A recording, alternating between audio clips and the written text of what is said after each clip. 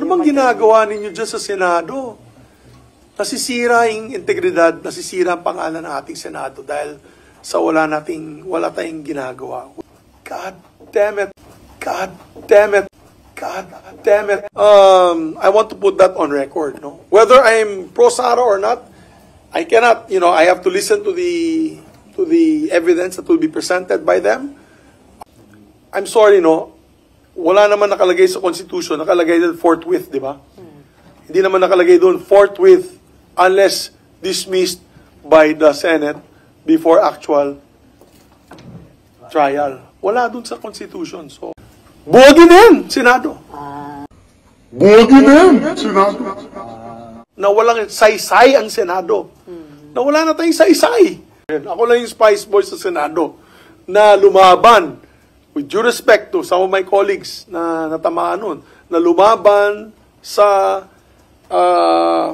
makapangyarihan nung araw na yun to get the 77 signatures for an impeachment of then President Joseph Ejercito Estrada. Of course, I'm supporting Senator Tito Soto. Hindi po siya diktador. Hindi po siya diktador. Sabi na ibang colleagues ko, mas maganda, doon kami mag-away-away sa floor. Tingnan nila na yun. 4 kaming veterano dyan. Sige nga, makipagdebate kami sa kanila. Kids gloves off with me. Alam mo yung remanding na yan, sa totoo lang, ang balita sa akin, hindi naman remanding ang pinag-usapan dyan, dismissal yun eh. Kaya nag-away nga si Sen Joel at si Sen Robin. Dahil nabibinig ko si Sen Robin, nabibinig ko napakinggan ko. Hindi, wala sa usapan yan eh. Diba? So, wala sa usapan. So, ibig sabihin, siguro may pinag-usapan sila. Then, of course, and that's why there was a tension there because the group of Senator Bato really was pushing for dismissal. So, ang punto ko it's not about my personal anymore. It's not about my personal opinion or my personal vote on the matter or my personal feeling. No, if she's guilty or not. It is the procedure that must be followed. Let's do what we are supposed to be doing under the Constitution. That's our constitutional mandate. And then we make a decision. Panindigan niyo yung decision niyo. Either to impeach or not to impeach, to acquit.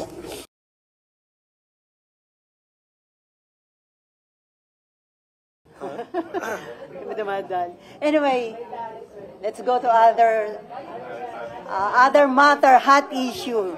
Sir. Uwi na ako. Thank you. Lats na ako, guys. Sir, some senators are saying that SP Cheese has more than 13 senators supporting him para sa Senate presidency. Your comment, sir, do you get the same information at do you think may chance pa ito mabago before the opening ng session sa July 28? Eh di wow. Congratulations. Pagka ganun. Ako naman, we're not actively campaigning for leadership position. No? Ako, I'm not actively campaigning. Of course, I'm supporting Senator Tito Soto. And I worked with him. I was his majority floor leader for 4.5 years. I was a loyal majority floor leader to him, I would think. No? Up to this day, ang akin lang kasi, let me speak about Senator Soto. So, ang nagugustuhan ko kay Senator Soto, naniniwala siya sa consensus building, katulad ng ginawa ko for my 2 years as Senate President. Nagko-caucus po tayo. Hindi po siya diktador na kung saan sasabihin niya, itong gagawin natin. Kung ayaw nyo, di pagdebatihan natin sa plenaryo. Hindi, ang style po ni Senator Soto, pasok muna tayo sa loob, mag-debate muna tayo doon, so that we don't show a very divisive Senate, then we come up with a consensus. And those who do not agree with the consensus can do the vote. No, there will be a vote, there will be an action, a motion on the floor. And yan ang kagustuhan ko sa kanya. So there's always consensus, there's always a caucus. Para at least alam natin yung direksyon ng Senado ng linggong yan or any issue, no? Very important issues that crop up under the Senate floor. So, with that said, mas gusto ko po ang leadership style ni Senator Tito Soto. And I learned a lot from him. I learned a lot also from Senator Ed Angara, who was my boss before when I entered in 2007. He mentored me. He was also a former Senate President. Diba? So, yan ang turo nila sa akin. Nung kasama ko yung mga statesmen at that time, Senator Joker Arroyo, Senator Miriam Defensor Santiago, Senator Juan Ponce Enrile, of course, Senator Frank Drilon. Pag nakikita ko yung leadership style nila, napakaganda eh. I mean, it's discussion-based and also consensus-based, but at the same time, there's no act to suppress your ideas. No? You can bring out your ideas. But at every turn, at every corner of the decision-making process, the integrity of the Senate is always protected. The name of the Senate is always protected as an institution. Yan ang maganda. Hindi pwedeng, bahala na. Basta gagawin natin to. Bahala na, magalit yung taong bayan sa atin. Hindi pwede. But some of your colleagues are saying na mas maganda daw yung open discussion, mas No, okay lang. transparent. Nakikita daw ng public paano pinagtatalunan yung... That's fine. They can do open discussions. Sabi na ibang colleagues ko, mas maganda, doon kami mag-away-away sa floor. Tingnan nila na yun. 4 kaming veterano dyan. Sige nga, makipagdebate kami sa kanila. Kids gloves off with me. I'm no longer interested in position. I'm no longer interested in prestige. I'm no longer interested in power.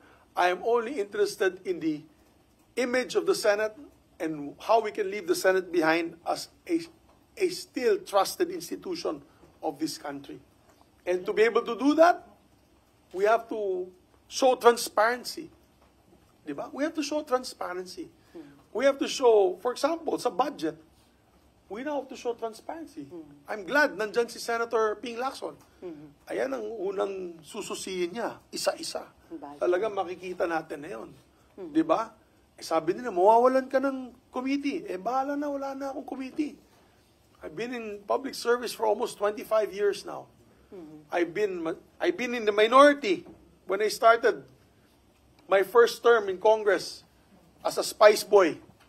Ako pala yung spice boy, ha? Iba tinutuloy nila yung spice boy, bright boy yun, ha? Hindi spice boy yan. Ako lang yung spice boy sa Senado na lumaban, with due respect to some of my colleagues na natamaan nun, na lumaban sa makapangyarihan nung araw na yun to get the 77 signatures for an impeachment of then President Joseph Ejercito Estrada. I've been a member of the majority. I've also been a majority leader for 3 terms. And I've also become the Senate President. So, for me, committee, okay na yun. Sa inyo na yung mga committees. Wala ako dyan. Ang tinitignan ko na lang na yun, ang integridad ng Senado bilang institusyon. And let me say this, ang sakit ng aking dibdib nung isang araw na pakinggan ko under a news program in the afternoon on my way home. Pinag-uusapan nila itong issue ng impeachment. Sikat na announcer po ito sa hapon. Hindi ko lang babanggitin kung anong station. Blind item. Ang sabi niya, hindi na lang kasi, ang sabi kasi niya, kung ayaw ng mga senador, di mas mabuti pang buwagin na yan, Senado. So I said, God damn it, that's exactly That is exactly what we don't want to hear bilang senador, na walang saysay ang Senado. Na wala na tayong saysay. Bakit pa? Mas magulo pa nga kayo daw. Sabi, sa simbahan kapon, ano bang nangyari sa inyo? Mas magulo pa kayo sa house. Yan ang dating natin dito na yun. So, I've never heard that in my almost 25 years in public service. You know, for every legislator, ang pangarap nila maging senador. Parang judge yan eh. Parang judge, gusto mo maging Supreme Court. Associate Justice. Abogado ka, gusto mo maging Associate Justice of the Supreme Court. Yan ang gusto nila. Dahil nakikita nila yung integridad ng Supreme Court. This is the policy-making body, the conscience of the nation, di ba? So, the Senate has always been, as I've said, the last bastion of our country, last bastion of democracy for our country.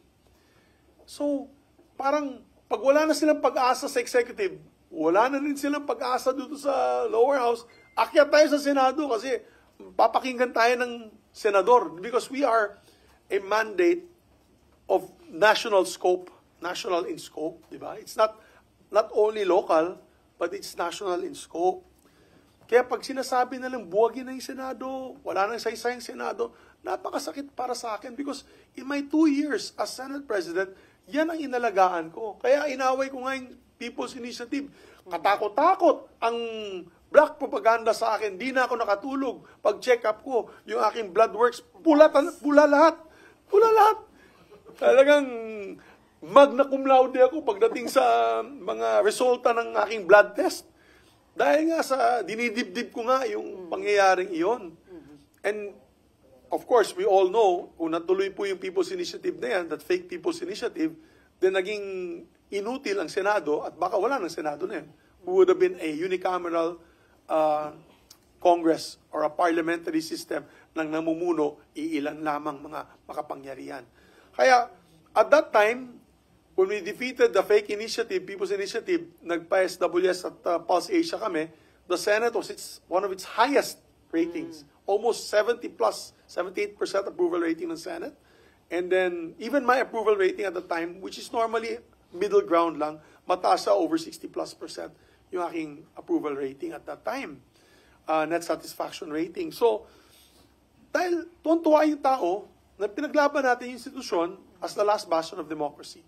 Now, I don't know what's going on. No, I really don't know what's going on. So if you ask me, and let me repeat what I said, I'm not satisfied with the leadership of the Senate, with due respect to the Senate President. Maybe there could be improvements to be made to how we are handling the Senate. Right? It's not a matter of position. It's not a matter of committee. Naawa nga ako. RG. Okay, RG. I don't know if you've been asked before, bakit kayo bumoto dun sa 18 if you feel that? Because remanding is just trying to get an answer from them on the issue on constitutionality. You have to remember that I came out on the floor and I said that as far as I'm concerned, hanggang 19 Congress lang ito. Hindi lalabas to ng 20th Congress. Kailangan gawin ulit. That was my position. Now, Hindi kailangan gawin ulit, kailangan mag-impeach sila ulit sa House. yeah, because just like legislation, just like committee resolutions and committee reports, at the end of the Congress, tapos na yan. That's my personal position. That's not my legal position. That's my personal position. Whether that is right or not, it's like Tolentino, Senator Tolentino, the majority floor leader, that was his position. So, Personal position, kung magkakabotohan, yan ang boto mo. no, but I'm also in favor of following the process. Do you understand? I would not have dismissed it outright. Alam yung remanding na yan, sa totoo lang, ang balita sa akin, hindi naman remanding ang pinag-usapan dyan, dismissal yun eh. Kaya nag-away nga si Sen Joel at si Sen Robin. Dahil nabibini ko si Sen Robin, napakinggan ko. Hindi, wala sa usapan yan eh. Diba? So, wala sa usapan. So, ibig sabihin, siguro may pinag-usapan sila. Alam niyo naman, ako, tsaka si Senator Lauren, tsaka si Senator Binay, kami po ay grupong slap soil. Ano yung slap soil? Diba? Hampas lupa. At pagkatapos nga naging na kami, dead hungry. Diba? Patay gutom. Kaya, out of the loop kami. So, Dapat na-dismiss na doon.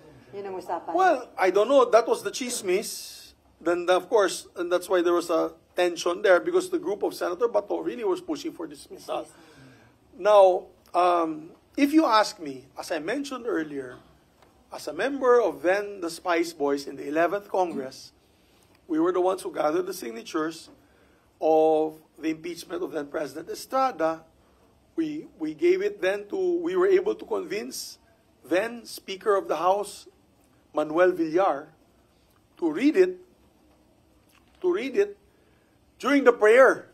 Kasi alam namin, magkakagulo because they still had the majority of members that were against the impeachment of the former president. So, nangyari dun, bakbakan, di ba, dinala sa Senado. What did the Senate do? The Senate could have dismissed it at that time and say that was not the proper procedure because there was no motion made on the floor. You read it as a prayer. But did the Senate dismiss it? No, they did not. They heard it. My point is, it's not about my personal opinion if she is guilty or not, the Vice President. Kasi ako, alam mo naman, taga Mindanao ako. Yung tatay ko, hindi pumirma sa impeachment as former congressman. And we became heroes for it in Bukidnon. Talagang sa Bukidnon, 99% ng tao dun pro-Sara.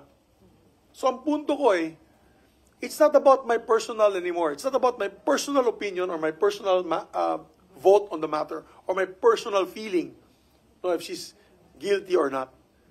It is the procedure that must be followed. There is precedence. We've had in this Constitution, if I'm not mistaken, since 1987, only two successful impeachments. The third kasi, nag-resign siya. Nag-resign si Merceditas Gutierrez. On these two, it was acted upon by the Senate. So, I'm sorry, wala naman nakalagay sa Constitution, nakalagay doon forthwith, di ba? Hindi naman nakalagay doon forthwith unless dismissed by the Senate before actual trial. Wala doon sa Constitution. So I don't know. I'm not a lawyer, as you all know, but in my lengthy member as a legislator who has seen both of these impeachment exercises, I think we have to follow through. And then we do a vote. Huwag na kayo matakot. Kung pro-Sara kayo, di bumoto kayo against the impeachment. It's a political exercise. But the process has to proceed forward. That's to move forward.